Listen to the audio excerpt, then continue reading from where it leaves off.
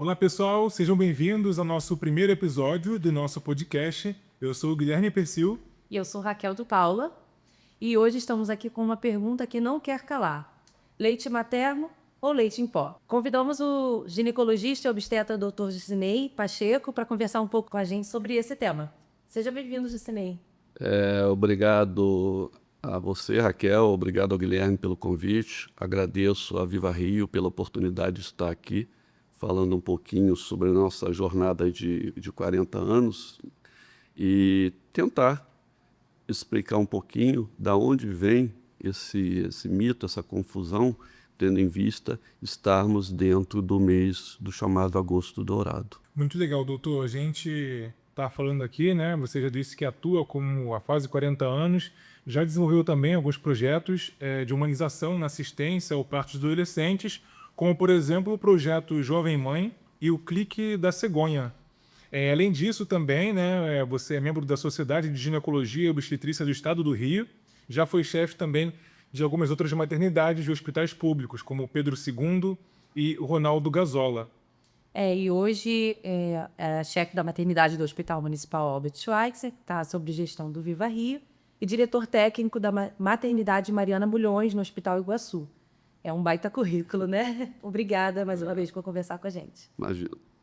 A gente pode, então, já começar perguntando, né, que é o tema do nosso episódio de hoje, o que é o Agosto Dourado e por que esse tema, doutor Gicinei, é tão importante para a sociedade? Vamos lá, então a gente precisa entender o que é o Agosto Dourado, né? É uma campanha que é realizada durante o mês de agosto com o intuito de esclarecer a população e aos órgãos e através de programas de incentivo, de apoio, de esclarecimentos desenvolvidos pelos órgãos governamentais com o intuito de apoiar a amamentação. Para que a gente possa explicar melhor a respeito do Agosto Dourado, talvez se faça necessário nós retornarmos à década de 90. A Organização Mundial da Saúde, junto com a Unicef, na cidade de Florença, na Itália, ela resolve fazer uma conferência mundial para se tratar de estratégias de redução de mortalidade infantil e de primeira infância. Nessa reunião, se detecta a importância do aleitamento materno como estratégia única de redução de mortalidade materna. Essa reunião foi feita e dela chegou-se a um documento oficial assinado por vários representantes governamentais de vários países se comprometendo em avançar nesses processos de incentivo à amamentação. Esse documento foi chamado Declaração de Inocente. Entre as ações desenvolvidas nessa época, estava a da criação de uma Semana Mundial de Amamentação, Semana Mundial de Incentivo ao Aleitamento Materno, o SMAM, que é realizado do dia 1 ao dia 7 do mês de agosto, todos os anos, em vários países. No Brasil, essa Semana Mundial de Incentivo ao Aleitamento Materno, ela foi estendida através de uma lei federal, a Lei 13.435, promulgada em 12 de abril de 2017, então é relativamente recente, em que todo mês de agosto irão ser desenvolvidas campanhas visando ao incentivo ao aleitamento materno. Então, respondendo à pergunta de vocês, finalmente, agosto, porque a Semana Mundial de Incentivo ao Aleitamento Materno se faz do dia 1 ao dia 7 do mês de agosto. E dourado, porque o dourado, a cor ouro, reflete a ouro, então traduz o leite materno como sendo o alimento padrão ouro de nutrição de um bebê e de uma criança na primeira infância. Daí vem o nome Agosto Dourado. Muito interessante, doutor. Acredito que nem todos os ouvintes sabiam dessa história, né? Então agora a gente vai voltar para a nossa pergunta polêmica inicial. Leite materno ou leite em pó? Então, leite materno ou leite em pó? Raquel, você sabia que o ser humano é o único ser vivo, mamífero. Nós somos mamíferos. Mamíferos é todo ser vivo que mama.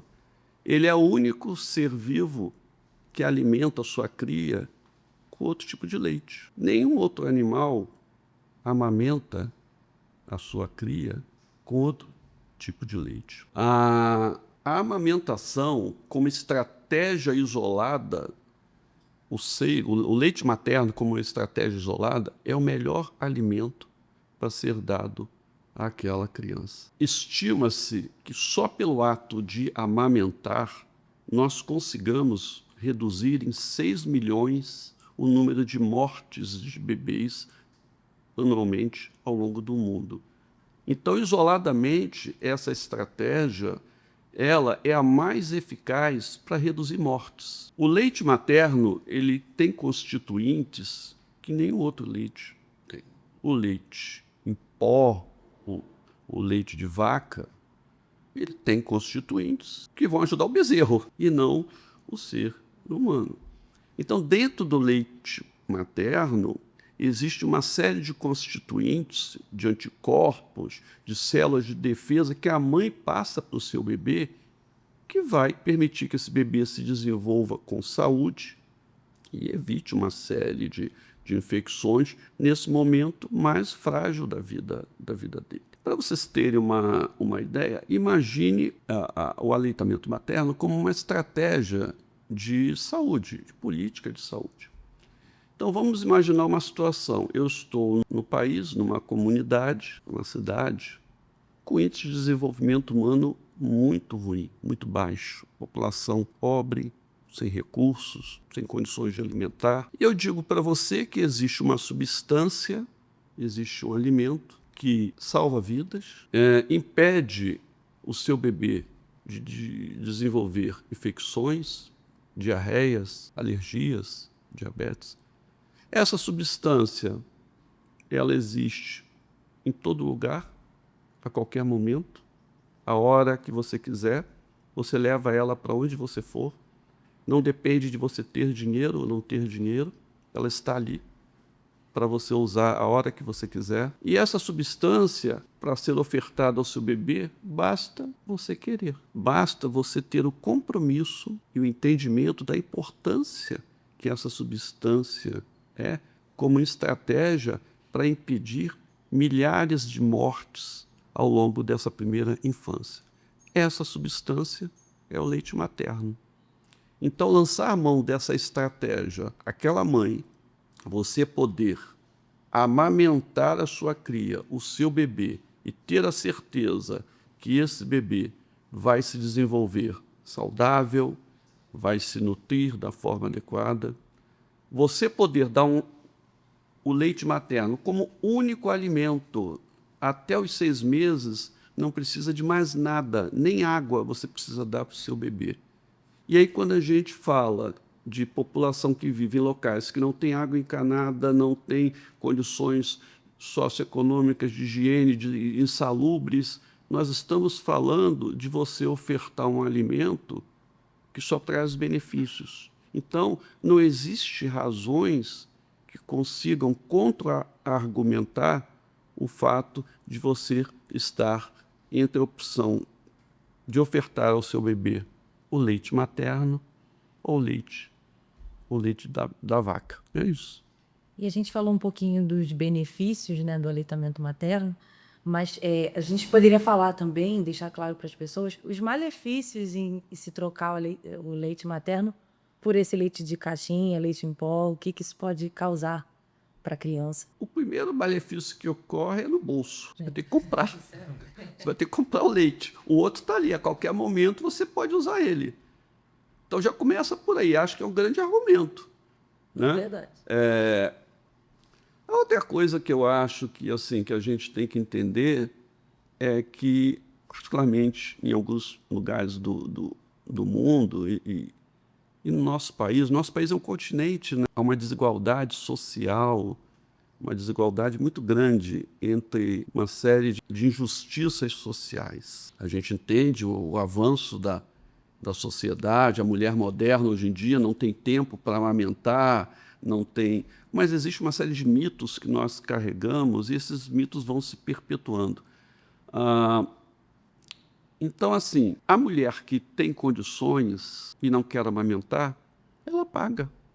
Ela compra leite, compra fórmula, compra o leite artificial. E, infelizmente, aquela que não pode, que não tem recursos, ela vai ter que optar pelo que ela tem. E o mais barato para ela é o leite de vaca. E pior ainda, muitas vezes ela pega esse leite de vaca e ainda mistura com água, ele já é um leite fraco, ela mistura com a água apenas para saciar a fome daquele bebê. Fazê-la entender que ela tem um produto ali que pode alimentar o seu bebê, evitar que ele desenvolva uma série de doenças, diarreias, pneumonias, alergias, infecções. Isso por si só joga abaixo qualquer justificativa, seja ela rica, seja ela pobre, para alimentar aquele bebê. Então, não tem nem como a gente querer justificar qualquer uso, qualquer emprego de um leite artificial, a não ser que haja indicações médicas para aquela mulher não amamentar. E essas indicações existem. Em alguns casos, ela não pode vir a amamentar. E, para isso, é indicado o uso de métodos alternativos para a amamentação. E a gente fala, né, sobre os diversos benefícios que tem o leite materno, mas é importante também, até mesmo se tiver alguma gestante, né, assistindo aqui esse episódio, como uma gestante ela pode se preparar o corpo dela durante, né, a gravidez, para ela poder fornecer para o filho dela um leite de melhor qualidade, um leite que seja adequado para o filho dela. Então, Guilherme, existe uma coisa chamada pré-natal. É durante o pré-natal que todas as informações devem ser dadas a essa mulher. Inclusive as orientações de como ela vai amamentar o seu bebê. Não existe diferença entre leite da rica e leite da mulher pobre. De quem se alimenta melhor ou quem se alimenta com menos condições. O leite, a qualidade do leite é o mesmo, seja para a mulher rica, seja para a mulher. As coisas são feitas de forma tão bacana, tão natural pelo nosso Criador, que ele não permite que o leite de quem se alimenta ou quem não se alimente tenha uma qualidade diferente. É o mesmo leite. O que ocorre é que aquela mãe que não se alimenta, ela vai se espoliar mais. Por quê? Porque o organismo dela direciona tudo que ela tem para alimentar a cria dela, como um mecanismo de defesa e de perpetuação da nossa espécie. Nós somos preparados para fortalecer as nossas crias. Se eu não me alimento bem, se eu não bebo bastante água, porque a amamentação ela expolia você se desidrata, então é a necessidade da reposição hídrica, a necessidade de uma boa alimentação para a saúde da mãe especificamente. Com relação à qualidade do leite que é ofertado, que ela produz para essa criança, há muito pouca variação. Além disso, é durante esse pré-natal que ela vai ser orientada como ela vai amamentar. Porque o que a gente vê hoje em dia? O paciente vai para o hospital, muito mal ela sabe o que vai acontecer com ela, muito mal é explicado para ela o processo do parto, quanto mais o processo da amamentação. Então ela vem com os fantasmas delas, né? Não vou conseguir amamentar, a amamentação dói, a amamentação é isso, é aquilo. E isso tem que ser esclarecido, tem que ser ensinado a ela durante o pré-natal como ela vai amamentar, o que vai acontecer, quais são as posições que ela tem que adotar, os tipos de leite que são produzidos. O leite não é o mesmo ao longo do puerpério, ele começa de um jeito e termina de outro. Então, todas essas informações têm que ser passadas para ela, para que quando chega o momento dela amamentar, ela esteja preparada para isso. Sim, e então agora que a gente já entendeu que a diferença para o bebê não existe, o leite, né, ele é igual, Mas você falou sobre a questão da mãe manter uma hidratação. Então, quando a criança nascer, quando o bebê nascer, é importante que ela tente se alimentar bem para ela mesma, né? Não ficar desidratada. Isso, é necessário que ela se alimente, ela, mulher, ela, mãe, para que ela tenha mais condições de conseguir organicamente alimentar aquele bebê. Porque, sabe, o Guilherme, Raquel, eu nunca amamentei, mas eu quase que amamentei, porque a minha mulher, os meus 2 filhos nasceram de parto normal e ela amamentou os meus 2 filhos. E isso é importante a gente frisar. O homem pode indiretamente amamentar, porque a amamentação ela cansa, ela expolia. O bebê quer mamar de hora em hora. E ela quer dormir, coitada. Ela está cansada. Ela acabou de vir de um momento de parto. Além dela ser mãe de amamentar, ela ainda tem que cuidar da casa, tem que cuidar do marido, tem que cuidar do cachorro, É muito cansativo. À noite ela quer ter o cochilo, ter o sono dela. E aquele bebezinho, ele quer mamar de hora em hora.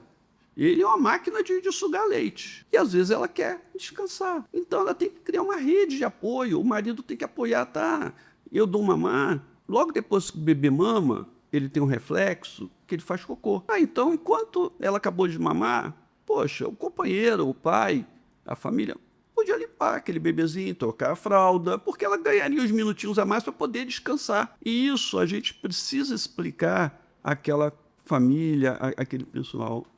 Porque o que acontece? Esse fardo, se é que é um fardo, né, não é um fardo, acho que eu até me expressei, é um ato de amor, é o maior ato de amor que eu acho que uma mulher tem para com o seu filho, é amamentar.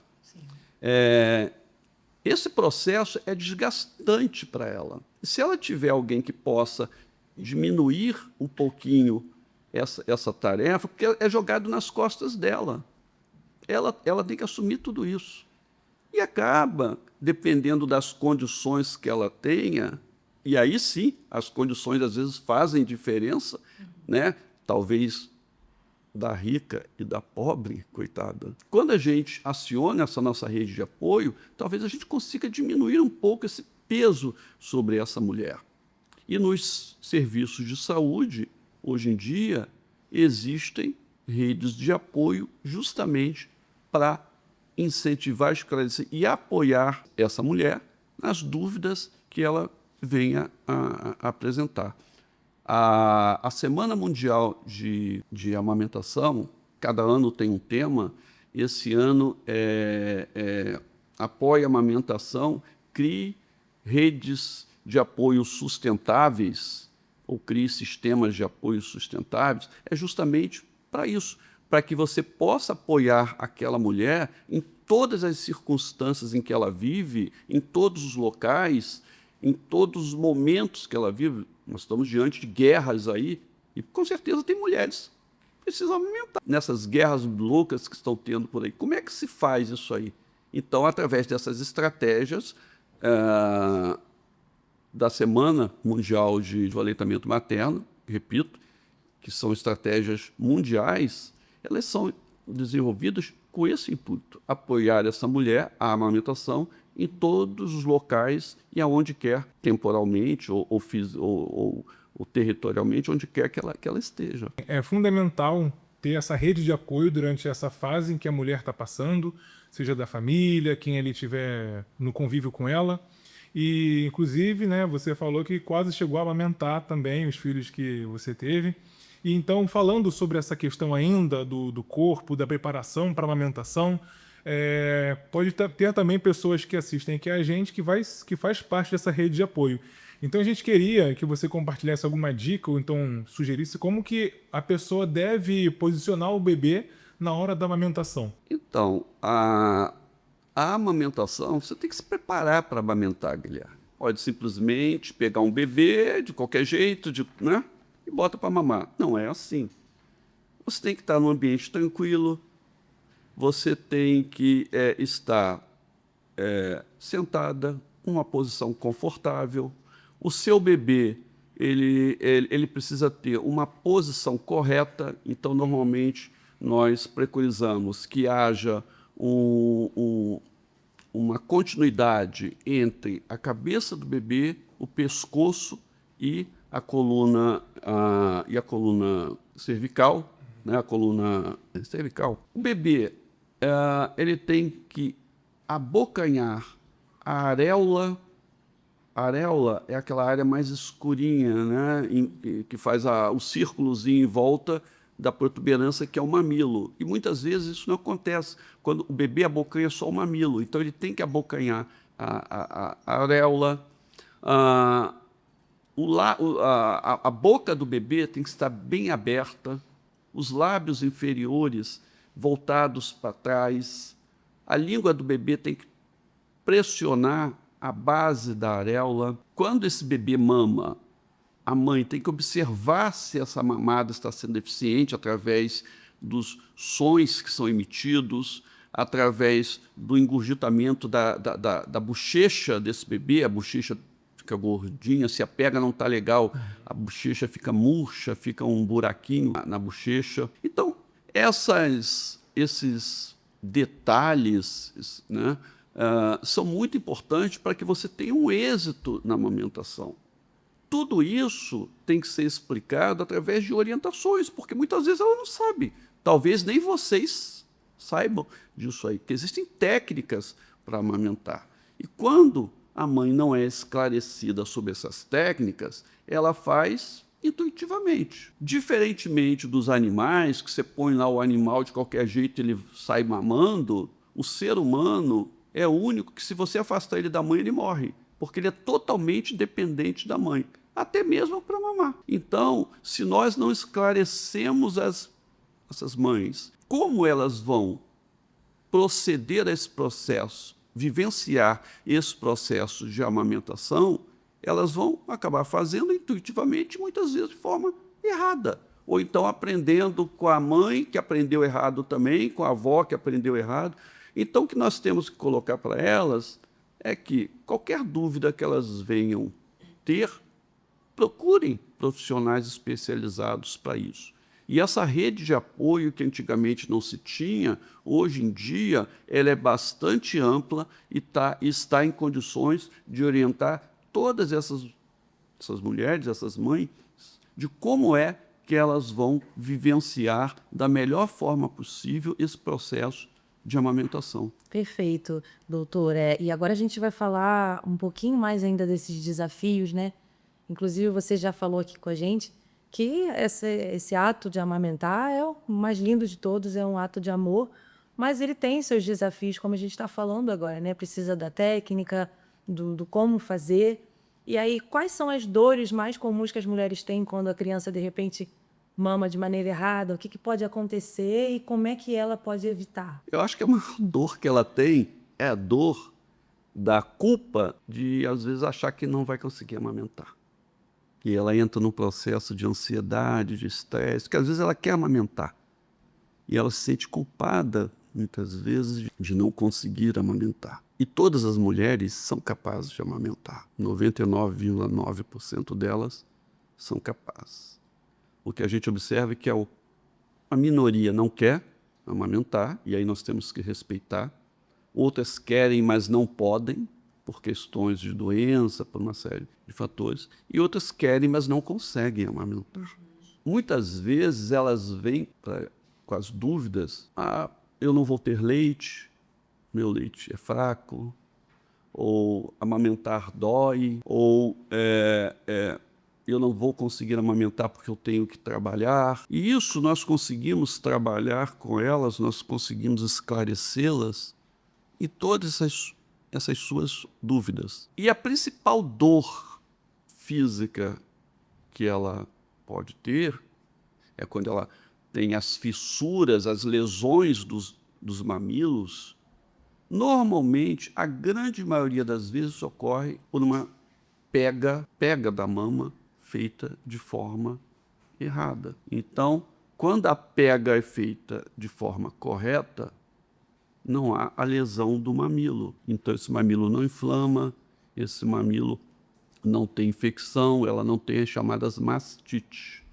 Quando a pega é feita de forma errada, o bebê suga, o bebê ao sugar não vem o leite, porque para vir o leite ele tem que comprimir a areola, existem estruturas ali que quando pressionadas ejetam o leite. Então se ele está pegando só o biquinho, o mamilo, esse leite não vem.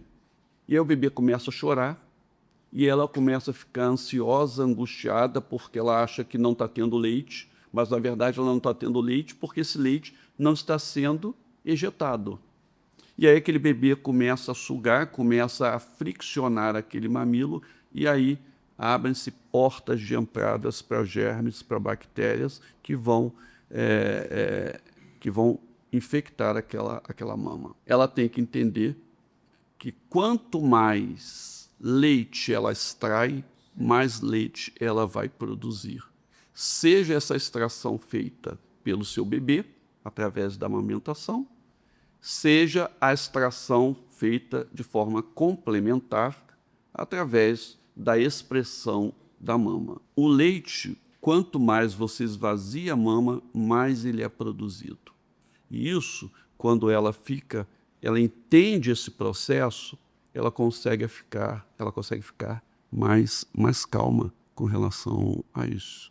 E ainda falando, doutor, um pouquinho sobre essas dúvidas que elas têm, né, sobre essa questão do leite fraco, o senhor pode explicar um pouquinho, esclarecer esse mito?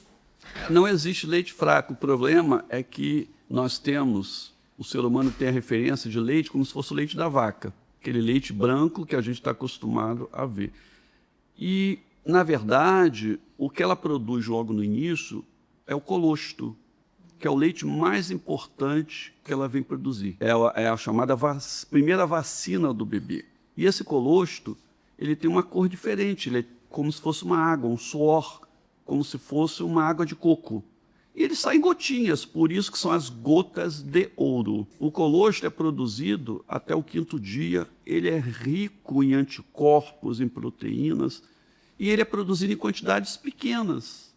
Então aquela mãe, ela acha que ela não está produzindo leite, porque ela não vê o leite sair, quando na verdade ela está produzindo sim aquele leite que é o colostro. Que é muito importante. Que é muito importante. Isso gera uma angústia para ela. Esse leite, depois, ele se transforma num leite intermediário, do 5º dia até o 15º, e a partir do 15º dia vem o leite definitivo, que é aquele leite branco que nós conhecemos como leite materno, que tem a cor similar à cor do leite da vaca, embora com constituintes diferentes. E falando agora sobre o Hospital Municipal Albert Schweitzer, onde o senhor também trabalha, a gente sabe que a unidade tem um trabalho incrível, né, sobre esse incentivo ao aleitamento materno.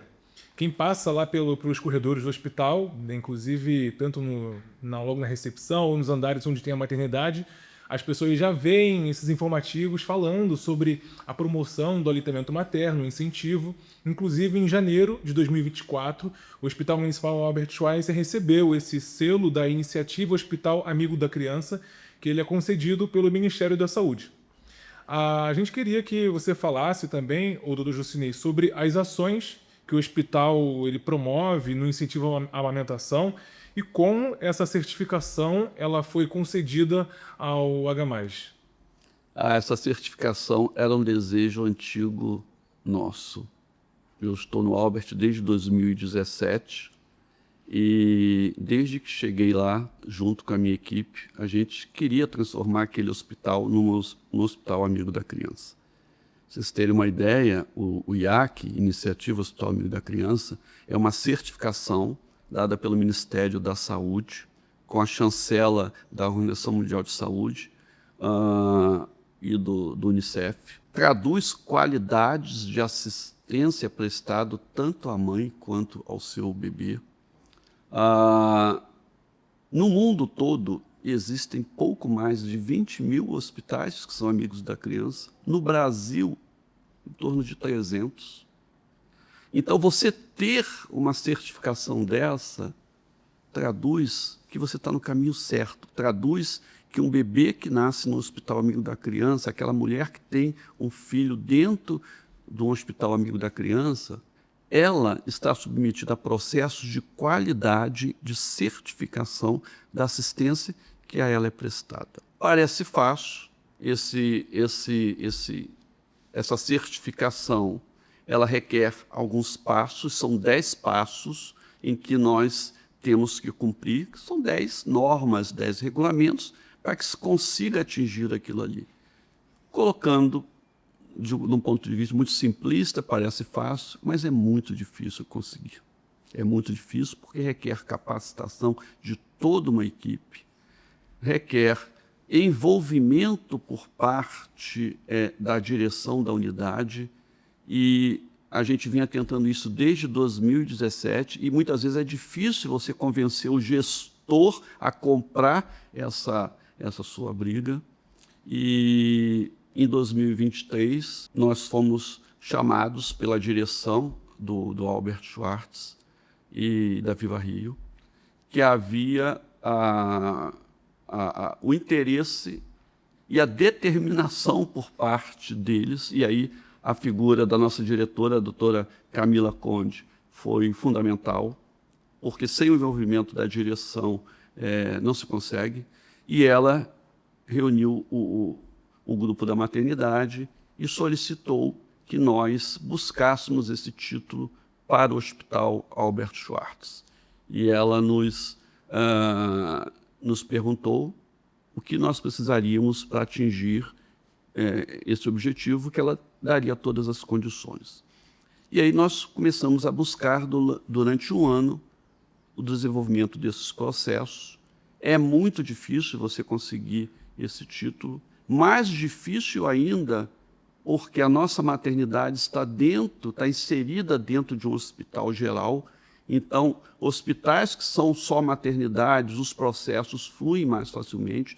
Você conseguir um título desse dentro de um hospital geral é muito difícil. E aí, no início de 2024, nós finalmente conseguimos essa certificação. Dentro da maternidade do Hospital Albert Schwartz estão presentes todas as condições através dos cuidados de assistência à mulher, através do CAM. São boas práticas preconizadas para as mulheres que estão em trabalho de parto, como indução do parto, liberação de líquidos, métodos não farmacológicos de alívio da dor, como banheira. Nós temos uma banheira de hidromassagem, banhos quentes, bolas. Nós temos uma sala de apoio à amamentação dentro do IAC. Então, as funcionárias do Albert, isso é uma política do hospital, é uma política da Viva Rio no hospital. Toda mulher no Albert que engravida, ela é licenciada para cuidar da sua gravidez e depois para ela amamentar. Então, ela engravidou dentro da maternidade, dentro do Hospital Albert Schwartz, ela vai cuidar da sua gestação. Isso é muito bacana. Isso é uma política assistencial muito bacana, desenvolvida lá pela direção da unidade, com apoio da Viva Rio. Então, é uma política que é desenvolvida dentro do Albert. E isso nos permite dizer que qualquer mulher que busque tirar alguma dúvida, busque ter algum apoio com relação a esclarecimentos sobre o processo de amamentação, se consegue fazer isso dentro do Albert. A nossa equipe lá está 24 horas à disposição. Existe um telefone para isso, que é o Disque Apoio à Amamentação, que é o 2199-280-7477, 2199-280-7477.